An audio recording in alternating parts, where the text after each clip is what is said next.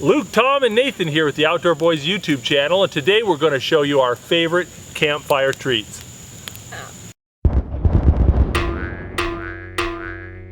Cooking and eating food by the campfire is one of my favorite things to do with the family when camping, and it's just a great way to spend time and get kids outdoors. So I'm going to show you some of my favorite campfire treats. Now these are going to be easy recipes that anyone can do, the kids can help you with, and they don't require a lot of specialty gear or specialty ingredients. So without further ado, let me show you my favorite campfire treats. Number one on my list of favorite campfire treats is a roasted strawberry covered in marshmallow fluff. Oh yeah, it's as good as it sounds. Roasting strawberries is super easy. Just get a jar of marshmallow fluff, a thing of fresh strawberries, cut the top off and stick them on a sharp stick just like you would roasting marshmallows. Then dunk the strawberries into the jar of marshmallow fluff, and the marshmallow fluff doesn't like to stick to the strawberries too much, so use your finger, or if you're more into sanitation, use a knife to just kind of smear it around a little bit, and there you go. It takes slightly more time to roast a strawberry than it does a normal marshmallow, so it's pretty quick and it's pretty easy. And in our house, we like our marshmallows a little bit crispier, so that's how I'm cooking it here for my wife. Baby, what do you think? I want to roast marshmallows. I love it. I want to roast marshmallows. Is that really good? It is really, really good. I like that better than chocolate dipped strawberry. Number two on my list is roasted Starbursts. Sounds weird, but trust me, it's great. And people who love it, okay? It's a classic.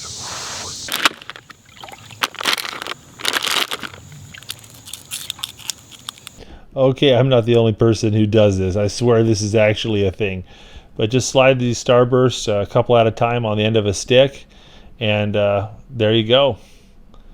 It's easy as that. You just melt them over a fire. They'll start to bubble a little bit at the edges and start to get a little bit drippy, and just kind of twirl the stick to keep it from dripping off, and you're good to go. Just make sure it cools down a little bit before you pop it in your mouth, because it is hot. It's kind of like eating hot out of the oven saltwater taffy or something like that. It's no big change in the flavor, but it's just warm and gooey, and it's fun. And it's so easy and cheap. Gotta try it. Bring a bag of Starburst the next time you build a campfire. You like it? Mm-hmm. Yeah. Well, number three on my list is my favorite breakfast campfire treat: cinnamon rolls on a stick. For this, all you're gonna need is a can of those refrigerated, ready-to-make cinnamon rolls. Come in a little can. You can buy them in 3-packs or 8-packs or 12-packs. And then just take one of the cinnamon rolls and unwrap it. So it's a long piece of dough. Then take that piece of dough and start twisting it as tightly as you can around the end of a stick. As the dough expands and cooks, it'll get kind of saggier and looser. So you kind of want to start off relatively tight on the stick. And then skewer it on the end to keep it pinned onto the end. And there you go. That's what it should look like. And you want it nice and thin, a nice thin layer so it'll cook quicker. Now hold your hand over the fire and find a spot where you can hold your hand for the count of 3 seconds. That's about 350 degrees. That's where you want to rest your stick at. And you're going to sit it there for about 10 to 15 minutes. You know, turn it occasionally, let it brown on all sides. Then smear a little frosting on it, and you're good to go. And that is how you make cinnamon rolls on a stick. Waking up in the morning to a fresh, hot cinnamon roll. That's luxury camping, my friends. Oh, that's good. Well, number four on my list is a campfire comfort food that could arguably be called healthy. Baked apple. It's good. There are so many different ways you could do this. You can use this little coring device that I got, or you can just cut it up with a knife. But basically, get your apple slices, put a little brown sugar on them, and be generous with the brown sugar. Put a little dab of butter on there, right there in the middle of it. Add some raisins, and then fold the thing up as best you can into a little ball of tin foil. And it doesn't have to go back exactly. You could just make a pile of apple slices if you wanted to. It doesn't have to go back into the form of an apple. But anyway, you got this little ball of tin foil, and you don't want to compress the tin foil too tightly. And then just put it in some hot coals and turn it occasionally. And it'll be in there for about 10 minutes. And once it starts to steam, starts to come out of the tin foil, then you know it's done. And pop that sucker up, and it's just the smell is so good.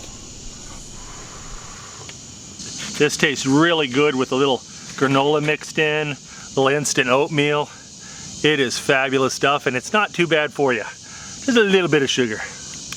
Number 5 on my list, maple syrup kettle corn. One of my favorites. For kettle corn, you want to get the coals just right. So have a really healthy, roaring bed of coals, and put your cast iron pot or any type of pot right there in the coals and get it hot. You want it hot enough that the oil will smoke, but you don't want it to catch on fire. So once you've got a nice level bed of coals, it's the right temperature, just barely cover the bottom in oil, like a canola oil. And then once the oil is hot, throw in a couple popcorn seeds just to test it, to see if it works well. They should pop within about 30 seconds of a minute of being put in the oil or sooner. If that's the case, then add your popcorn seeds and stir them up really good. Once they've been in there and they're just about to start popping, add about a quarter of a cup, half a cup of maple syrup, ample amount of white sugar. Put it back on the fire and let it start popping, and then stoke those coals, get it hot, and you'll start to hear it popping.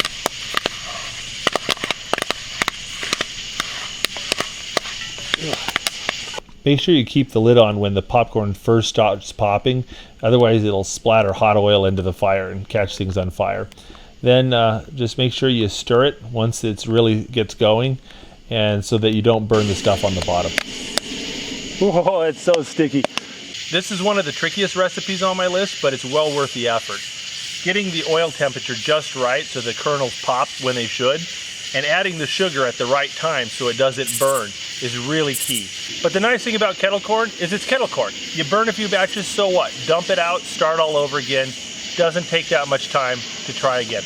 Number 6 on my list is s'mores, but not just any old s'mores. Nutella and Biscoff cookie spread s'mores. Oh yeah. Making the s'more with a spread instead of a Hershey bar is so much easier to make and so much easier to eat. You will never go back.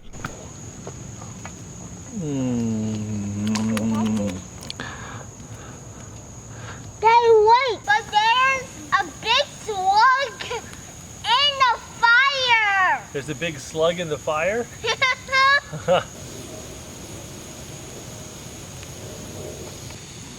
That's how you do a proper marshmallow right there, folks.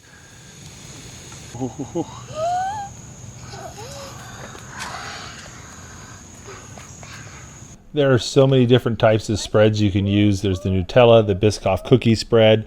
There's white chocolate peanut butter, Reese's Pieces peanut butter. You name it, you can put it on a cracker and make a s'more with it, and it's probably going to be pretty awesome. So get out there and experiment and have some real fun with this. Here. The coals are spread. Oh, it's slipping.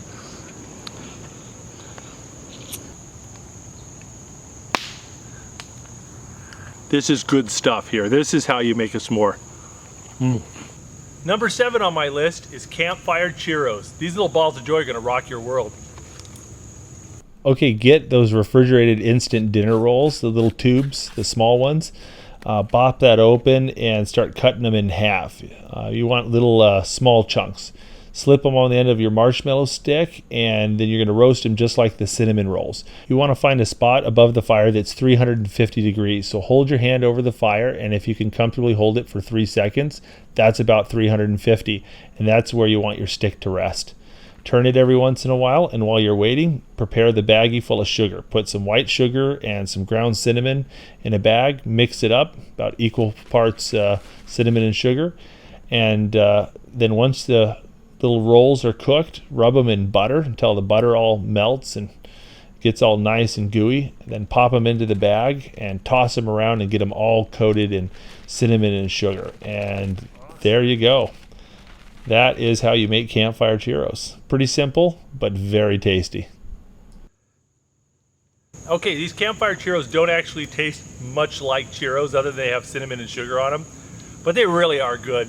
They're more like donut holes or just kind of like a dry cinnamon roll, but they're really easy to make and they're fun and they're a great little breakfast treat as well. Number 8 on my list is a blast from my childhood, campfire donuts. Oh, that's good. For donut holes, you're going to need a bed of hot coals. So get a flat spot situated in your fire, put your pot, whether it's a cast iron pot or a normal cooking pot, in the coals, and then add a couple inches of canola oil or peanut oil. Don't let it get hot enough where it starts smoking. Always be careful with hot oil. A little splash can cause a big fire.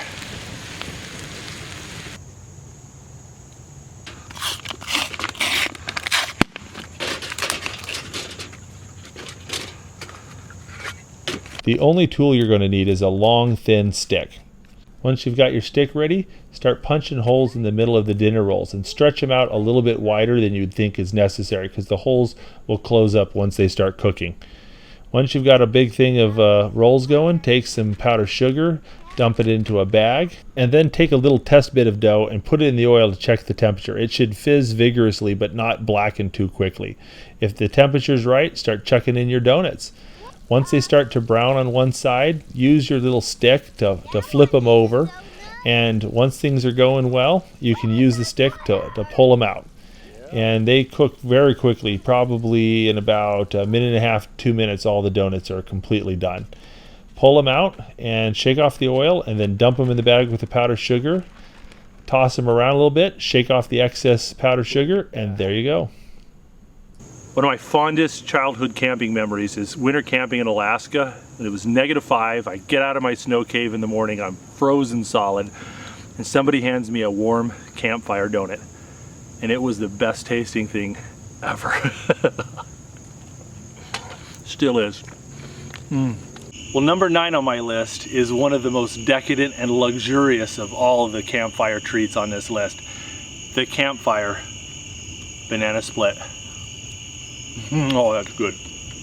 This recipe is really hard to mess up.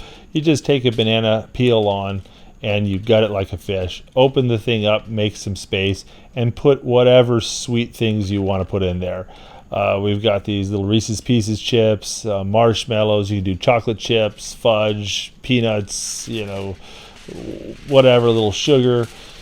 Throw whatever sounds good to you on there. Wrap it up loosely in some tin foil. Try not to compress the ball too much. Find a spot in the coals that isn't too hot, and then just turn it and rotate it every minute or two for about 8 minutes, 10 minutes maximum.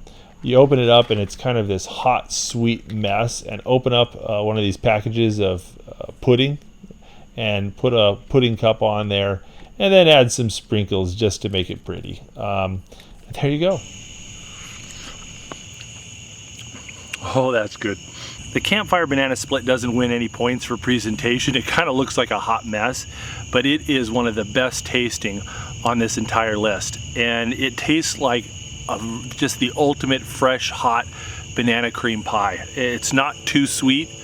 It's not like a s'more where you eat one and you're kind of like, I'm done. That's too much sugar for me. Yeah, it's just really good. And number 10 on my list is baked candied sweet yam. It is really difficult to screw this recipe up. It is a very, very simple recipe. Just split a small yam down lengthwise and then put some butter on there. Butter it like a roll. Be generous with the butter. And then you're going to add some brown sugar. And once again, be generous with it. A lot of it's going to leak out. Add some cinnamon and then a handful of the little mini marshmallows. And don't be shy. I mean, a lot of this stuff is going to leak out and not get used, so use a little bit more than you think would be necessary. Wrap it up loosely in tin foil, put it on the coals, and leave it on the fire for about 12 to 15 minutes. You can overkill it, and usually nothing goes wrong. When you can stab it with a knife and it just slides through very easily, it's cooked all the way, and it is just gooey and good. Very, very nice. Baked sweet yam is probably one of those few snacks that has some nutritional value. You might even call it a side dish. but it's great comfort food, easy to make, tastes great. Well, hopefully you liked that video and you learned something new. If you'd like to see more great videos from the Outdoor Boys YouTube channel, don't forget to click subscribe. We put out new videos every week. And stay tuned, because we're going to be going to Alaska next week, so there's going to be some awesome videos coming really soon. Thanks for watching.